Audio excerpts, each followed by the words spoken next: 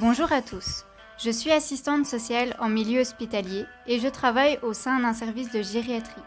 Je collabore avec différents partenaires, dont les maisons de repos. Lors d'une hospitalisation, l'assistante sociale rencontre le patient et ses proches afin de discuter avec lui de son projet de sortie. Lorsque le moment arrive où le patient a besoin de plus en plus de soins et de soutien, une entrée en maison de repos est alors envisagée. Le service social joue un rôle important dans la transition entre l'hôpital et la maison de repos. Il travaille en étroite collaboration avec le patient et la famille pour leur proposer une liste de maisons de repos suivant des critères bien définis tels que la région, le profil de dépendance, les moyens financiers et autres. La sortie future du patient est toujours discutée en équipe pluridisciplinaire. Une fois que la décision est prise, le service social coordonne l'admission, y compris la collecte des informations médicales, échelle de CAT, dossier d'admission, l'organisation du transport depuis l'hôpital. L'objectif est de rendre cette transition aussi confortable que possible, en veillant au bien-être du patient, afin qu'il se sente bien accueilli dans sa nouvelle maison. La question de l'entrée en maison de repos n'est pas anodine. Elle suscite beaucoup d'interrogations, d'émotions, de changements.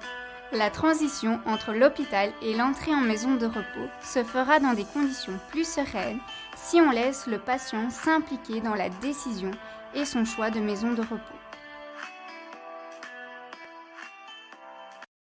Bonjour à tous, vous êtes maintenant en maison de repos et nous allons vous expliquer comment cela se passe de notre côté. L'assistante sociale de l'hôpital nous contacte lorsqu'un de leurs patients est sortant. À ce moment-là, les premiers échanges sont d'ordre administratif, tels que l'envoi de l'échelle de CATS, les coordonnées de la famille et le tarif de la chambre. L'assistante sociale revient vers nous si le patient ou la famille est intéressé de rentrer au sein de l'institution. C'est alors que notre assistante sociale se rend au chevet du futur résident afin d'avoir un premier contact. Elle présente la brochure et visionne avec lui le site web afin que celui-ci se familiarise avec son futur environnement. Ensuite, un rendez-vous est pris avec un ou plusieurs membres de la famille pour visiter la chambre, avoir l'ensemble des informations sur notre fonctionnement et surtout sur notre projet de vie institutionnel. Quand la famille marque son accord pour prendre la chambre disponible, les conventions sont signées.